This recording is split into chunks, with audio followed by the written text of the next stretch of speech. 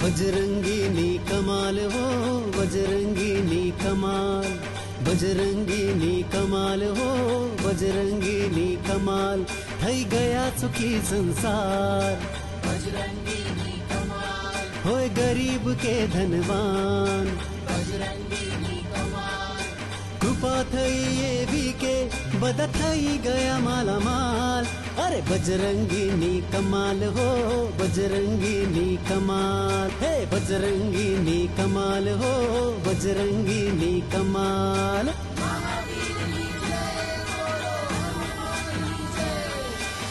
રાહુલ છે ને સ્કૂલમાં ગયો હતો તો બસમાં ઉતરતી વખતે પડી ગયો અને એના પગમાં વાગ્યું.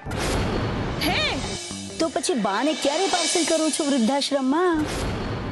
આવશે કાલે માણસો લેવા એમને. ચાલો અહીંથી નીકળીએ. અરે સંભાળીને. લાગે છે કે પગ મચકાઈ ગયો છે. બેટા આ લેપ છે, મચકાયેલા હાથ અને પગનો રામબાણ નુસ્ખો છે. જુઓ મહારાણી, જે સાસુમાને તમે ઘરની બહાર કાઢવાનો વિચાર કરો છો એ સાસુમાં તમારી કેવી સેવા કરે છે.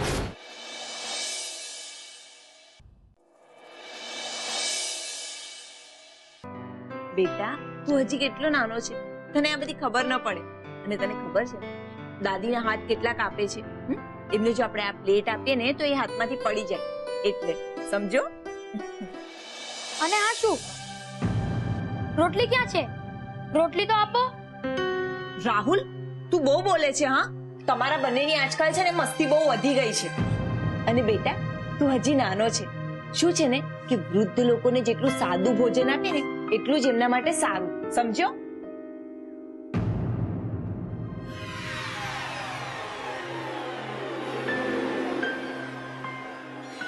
પપ્પા, મમ્મી આખો દિવસ દાદીને વૃદ્ધ વૃદ્ધ કરીને બોલાવ્યા કરે છે. વૃદ્ધ એટલે શું?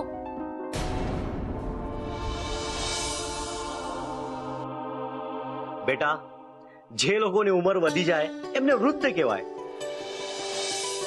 જો હવે તમારી ઉંમર ઓછી છે એટલે તમને બાળકો કહેવાય ને. મમ્મી, પપ્પા, વૃદ્ધ લોકોને આવું સાદું જમવાનું કેમ? બેટા, માણસની ઉંમર જેમ જેમ વધતી જાય ને એમ એમ એમની પાચન શક્તિ ઓછી થતી જાય છે. અને વૃદ્ધ લોકોને તળેલું જેટલું ઓછું ખાય ને એટલી એમની તબિયત માટે સારું કહેવાય. મમ્મી, પપ્પા, તમે પણ વૃદ્ધ થશો ને? હા બેટા, આજે જે નાના બાળકો છે ને એ સમય પસાર થતો જશે ને એમ એ યુવાન પણ વૃદ્ધ થતો જશે. અને આ જ પ્રકૃતિનો નિયમ છે બેટા. વાંધો નહીં પપ્પા, જ્યારે તમે પણ વૃદ્ધ થશો ને ત્યારે અમે પણ તમને એવું સાદું ને તેલ વગરનું જમવાનું આપીશું.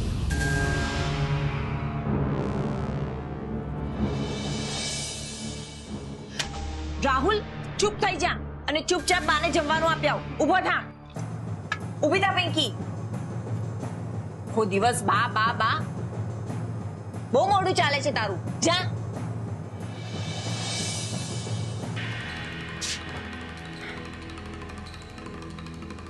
અનિતા, જોયું બાળકો શું વિચારે છે? હા સાચે આજકાલના બાળકો બહુ હોશિયાર થઈ ગયા છે. અનિતા, જાણતા અજાણતા બાની સાથે જે આપણાથી વર્તન થઈ રહ્યું છે એનો અસર આપણા બાળકો પર પડી રહ્યો છે.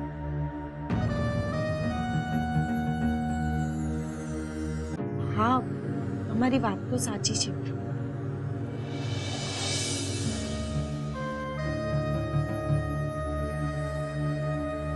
અનિતા, તું એક કામ કર. તું બાને જે પ્લેટમાં જમવાનું આપે છે આજ પછી એ પ્લેટમાં બાને તું જમવાનું આપીશ નહીં. ઠીક છે. અને હા, બાળકોના સામે બાના વિશે કોઈ પણ પ્રકારની વાત નહીં કરતી. હા.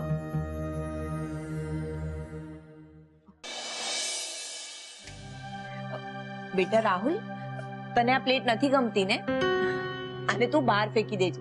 આપણે બા માટે નવી પ્લેટ લાવીશું અને એમાં જ એમને ખાવાનું આપીશું. ઠીક છે?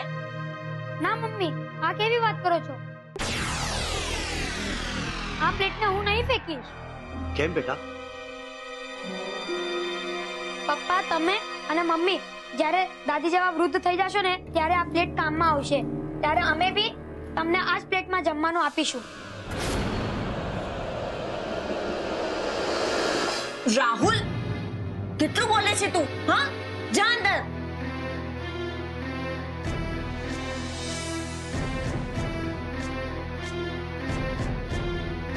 ચાલો, થોડો વિલંબ થયો પણ દાદીમાની મદદની શરૂઆત તો થઈ. જોયું ને, આજકાલના છોકરાઓ કેટલા હોશિયાર થઈ ગયા છે.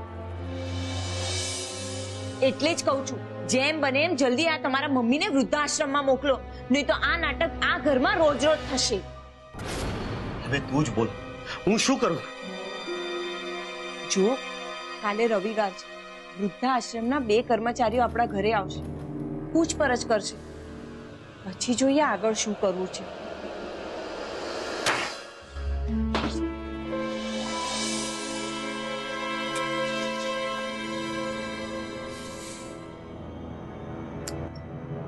જય શ્રી રામ.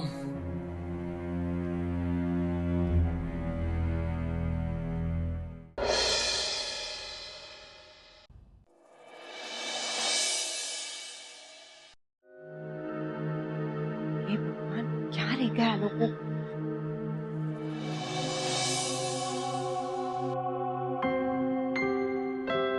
ખબર નહીં ક્યારે આવશે આ લોકો.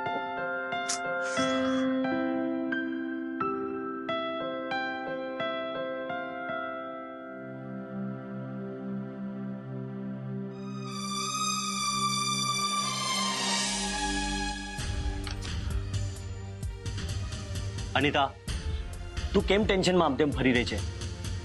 એ લોકો આવી જશે ને ટાઈમ પર. તું બેસી જા શાંતિથી. અરે શું શાંતિથી બેસી જા? એ લોકો હજી સુધી આવ્યા પણ નથી. અરે બાબા, ટ્રાફિકમાં ક્યાંક અટવાઈ ગયા હશે. આવી જશે, બેસી જા. એમણે છે ને 9 વાગ્યાનું કહ્યું અને જુઓ 12 વાગવા આવ્યા છે. અરે રાહુલ, પિંકી, આજે સન્ડે છે અને તમે બંને નાસ્તો પણ કરી લીધો છે, હા ને? તો પછી ઘરમાં શું કરો છો? ચલો બહાર રમવા જાઓ. જાઓ જાઓ. ના મમ્મી, હજી તમારો હોમવર્ક પણ બાકી છે. અરે જુઓ ને, આ બંને મારું સાંભળતા જ નથી. તમે કોણ એ લોકોને બહાર જાય? અરે પણ તું આટલે ગુસ્સે કેમ થઈ રહી છે? અરે બાળકો છે, બહાર નથી જવા માંગતા તો રહેવા દે ને. અરે અમે ભૂલી ગયા, આજે પેલા ખાસ મહેમાન આવવાના છે.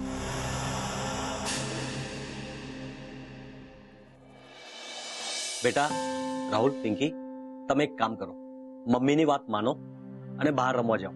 ઠીક છે બેટા? આજે આપણા ઘરે ખાસ મહેમાન આવવાના છે. હા, જાઓ બેટા. ઓકે પાપા. ચાલ પિંકી. બાય. સંભાળીને, હા? અને હું બોલાવું ને ત્યારે જ આવજો પાછા. વાહ, કેટલી ચાલાક સ્ત્રી છે. કેટલી હોશિયારીથી બાળકોને બહાર મોકલી દીધા. પણ હું તો અહીંયા જ ઊભો છું. મને કઈ રીતે બહાર મોકલશે? અનિતા, આ જે કઈ થઈ રહ્યું છે એ ખોટું તો નથી ને? અરે તમે જરાય ચિંતા નહીં કરો. હું જે પણ કંઈ કરું છું ને એ બાના ભલા માટે જ કરું છું. તમે બસ છે ને મારા સાસુમાને એટલું કહી આવો કે વૃદ્ધાશ્રમથી જે લોકો આવવાના છે ને એની સામે નાટક નહીં કરે, બસ. અનિતા, બાને સમજાવવાની કોઈ જરૂર નથી. અરે જે લોકો વૃદ્ધાશ્રમથી આવી રહ્યા છે ને એ લોકો બહુ જ પ્રોફેશનલ છે.